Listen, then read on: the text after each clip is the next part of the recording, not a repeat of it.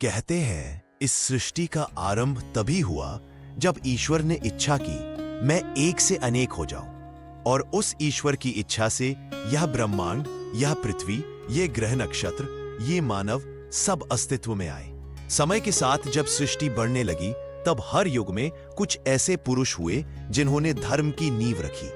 ऐसे ही एक महान पुरुष थे राजा प्रियव्रत। प्रियव्रत का नाम सुनते ही एक अलौकिक तेज, एक गंभीरता और एक गूढ़ शांति का आभास होता है। उनका जन्म केवल एक राजकुमार के रूप में नहीं हुआ था, बल्कि वे स्वयं इस धरती के शासन को दिव्यता देने के लिए अवतरित हुए थे। सृष्टि के प्रारंभ में ब्रह्मा जी ने अपने मानस पुत्रों को उत्पन्न किया। मरीच, अत्रि, अंगिरा, पुलस्त्य, पुलह, क्रतु और स्वयंभुव मनु। स्वयंभुव मनु ही मानव जाति के प्रथम पुरुष माने जाते हैं। मनु के साथ उनकी धर्मपत्नी थी शत्रुपा, अत्यंत पवित्र, सदाचारी और तेजस्विनी स्त्री। मनु और शत्रुपा से 3 संतानें हुई, 2 पुत्र उत्तानपाद और प्रियव्रत और एक कन्या देवहूति, जिनका विवाह प्रसिद्ध मुनि कर्दम ऋषि से हुआ। उत्तानपाद का नाम तो आप सबने सुना ही होगा, क्योंकि उन्हीं के पुत्र ध्रुव ने नन्ही उम्र में तपस्या कर ध्रुवलोक प्राप्त किया था। लेकिन आज हमारी कथा उनके छोटे भाई राजा प्रियव्रत की है, जो जितने बलशाली थे उतने ही गहरे विचारों वाले, जिनकी जीवन यात्रा ने सृष्टि को एक नई दिशा दी। प्रियव्रत बचपन से ही असाधारण थे। जहां अन्य राजकुमार तीरंदाजी, रथ युद्ध और शासन कला सीखने में लगे रहते, वहीं प्रियव्रत का मन आध्यात्मिकता में रमा रहता था। उनकी आंखों में गहराई थी, मन में प्रश्न था, मैं कौन हूं, यह संसार क्या है और जीवन का उद्देश्य क्या है। बचपन से ही वे गंभीर, मौन और चिंतनशील रहे।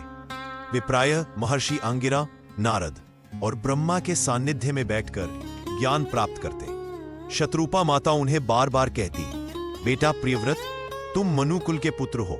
इस वंश का धर्म है जन कल्याण, शासन और नीति का पालन। एक दिन तुम्हें भी राज्य संभालना होगा।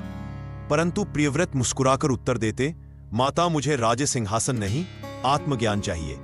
मैं उस राज्य का राजा बनना चाहता हूं जहां मन शांत हो, जहां कोई अहंकार न हो, केवल ईश्वर का अनुभव हो। समय बीतता गया। एक दिन स्वयंभुव मनु ने देखा कि उनके छोटे पुत्र प्रियव्रत वन में एकांत में ध्यान कर रहे हैं।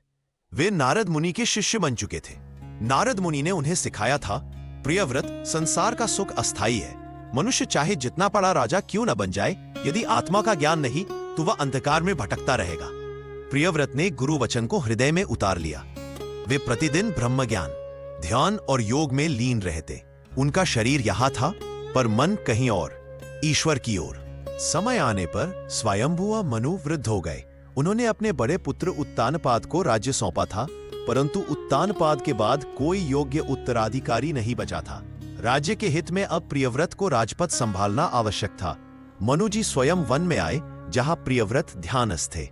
उन्होंने कहा, बेटा प्रियव्रत, तुम्हारा जन्म केवल तपस्या के लिए नहीं हुआ, तुम इस सृष्टि के धर्म को संभालने के लिए अवतरित हुए हो। हमारे राज्य को एक योग्य राजा की आवश्यकता है। प्रियव्रत ने शांत स्वर में उत्तर दिया, पिताश्री, मैं इस संसार के बंधनों में नहीं पड़ना चाहता। मैं जानता हूं कि राज्य, सुख, भोग सब क्षणिक है।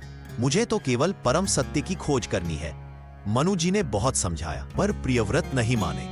वे अपने गुरु नारद मुनि के चरणों में लौट गए और बोले, गुरुदेव, मेरे पिता मुझे राजा बनाना चाहते हैं, पर मेरा मन सांसारिक जीवन में नहीं है। तभी स्वयंभुव मनु ने ब्रह्मा जी से निवेदन किया, भगवान, मेरा पुत्र प्रियव्रत अत्यंत तपस्वी है, परंतु वह संसार के धर्म से विमुख हो रहा है।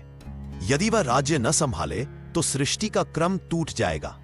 ब्रह्मा जी स्वयं प्रियव्रत के समक्ष प्रकट हुए। उनका दिव्य प्रकाश चारों ओर फैल गया। प्रियव्रत ने नेत्र झुकाए और प्रणाम किया। ब्रह्मा जी बोले, प्रियव्रत, तुम्हारा वैराग्य प्रशंसनीय है, परंतु सच्चा वैराग्य त्याग में नहीं बल्कि कर्तव्य के पालन में है। यदि तुम संसार से भागोगे तो यह सृष्टि कैसे चलेगी। तुम ही वह राजा हो जो धर्म पूर्वक शासन कर सकेगा। कर्म करते हुए भी आत्मा को ईश्वर में स्थित रखना, यही सर्वोच्च योग है। प्रियव्रत ने गहराई से यह वचन सुने। उनका हृदय द्वंद्व में था, एक ओर वैराग्य, दूसरी ओर कर्तव्य। आखिरकार उन्होंने ब्रह्मा जी के आदेश को स्वीकार किया। उन्होंने कहा, प्रभु, यदि यह आपकी इच्छा है तो मैं शासन करूंगा, पर एक शर्त पर, मेरे मन में सदा ईश्वर का स्मरण बना रहे। ब्रह्मा जी मुस्कुराए। यही सच्चा राजा है प्रियव्रत। स्वयंभुव मनु ने बड़े हर्ष से अपने पुत्र का राज्याभिषेक किया। चारों ओर उत्सव का वातावरण था। वेद मंत्रों की ध्वनि, पुष्प वर्षा और ब्राह्मणों के आशीर्वाद के बीच प्रियव्रत को राज्य सौंपा गया। लेकिन यह कोई साधारण राज्य नहीं था। यह भूमि के 7 द्वीपों और समुद्रों के आरंभ की भूमिका बनने वाला था। प्रियव्रत ने प्रतिज्ञा ली, मैं इस पृथ्वी को न्याय, धर्म और सत्य के आधार पर चलाऊंगा। कोई भी प्रजा भूखी, दुखी या अन्यायग्रस्त नहीं रहेगी। राजा प्रियव्रत के शासनकाल में सुख और समृद्धि का युग आया। उनका राज्य इतना विशाल था कि उसकी सीमाएं आकाश से जुड़ती थीं। परंतु एक दिन एक विचित्र बात हुई। रात का अंधकार लंबा होता जा रहा था। सूर्य देव का रथ पश्चिम में जाकर विलंब से लौटता। प्रजा भयभीत हो उठी। लोगों ने राजा से निवेदन किया, राजन, रात्रि अत्यधिक बढ़ रही है। सूर्य के बिना जीवन कठिन होता जा रहा है। कृपा कर समाधान करे। राजा प्रियव्रत ने मन ही मन संकल्प लिया, जब तक सूर्य रात्रि का अंत नहीं करेगा, मैं स्वयं सूर्य का रथ बनकर चलूंगा। और फिर हुआ चमत्कार। राजा प्रियव्रत ने अग्नि समान तेज से युक्त रथ बनाया और सूर्य देव के पीछे पीछे उसी मार्ग पर चल पड़े। उन्होंने सूर्य के समान गति से रथ चलाया और पृथ्वी के चारों ओर 7 बार परिक्रमा की। उनकी उस परिक्रमा से पृथ्वी पर 7 विशाल पर्वतराज और 7 समुद्र बन गए। इन्हीं के कारण आज हम 7 द्वीपों की पृथ्वी का वर्णन सुनते हैं। जम्बू द्वीप, प्लक्ष द्वीप, शाल्मली द्वीप, कुश द्वीप, क्रौंच द्वीप, शाक द्वीप और पुष्कर द्वीप। यह कार्य किसी साधारण मनुष्य का नहीं था। यह कार्य ब्रह्मा की प्रेरणा से उत्पन्न दिव्य पुरुष का था। धीरे धीरे समय बीता।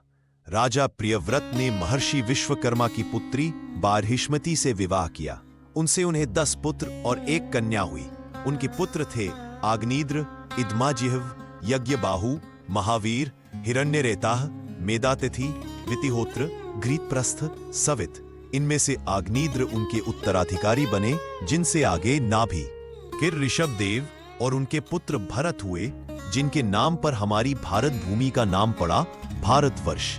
इस प्रकार प्रियव्रत न केवल एक राजा थे, बल्कि उन्होंने मानव सभ्यता की वह नींव रखी जिस पर यह देश खड़ा है। परंतु जितना महान शासन था, उतना ही गहरा द्वंद्व भी प्रियव्रत के भीतर पनप रहा था। वह सोचते, क्या मैं अपने मार्ग से भटक गया हूं? क्या मैं उस ज्ञान की खोज से दूर चला गया जिसके लिए मैंने तपस्या की थी? रातों में वे एकांत में बैठकर अपने जीवन पर विचार करते। राज्य के वैभव के बीच भी उन्हें भीतर एक रिक्तता महसूस होती। धीरे धीरे उनका मन फिर से वैराग्य की ओर झुकने लगा। उन्होंने राज्य अपने पुत्रों को सौंपने की योजना बनाई, लेकिन इसके पहले उन्हें एक दिव्य संदेश मिला जिसने उनके जीवन की दिशा ही बदल दी। यहां पर भाग 1 समाप्त होता है। अगले भाग की में हम जानेंगे राजा प्रियव्रत का राज्य त्याग और वनगमन, आत्मज्ञान की खोज, भगवान के साथ संवाद, प्रियव्रत का अंतिम उपदेश और जीवन का निष्कर्ष। तो दोस्तों, अगर आपको यह कथा पसंद आई हो तो हमारे चैनल शिक्षा और कहानियां को लाइक करें, शेयर करें और सब्सक्राइब करना ना भूलें। जय हिंद।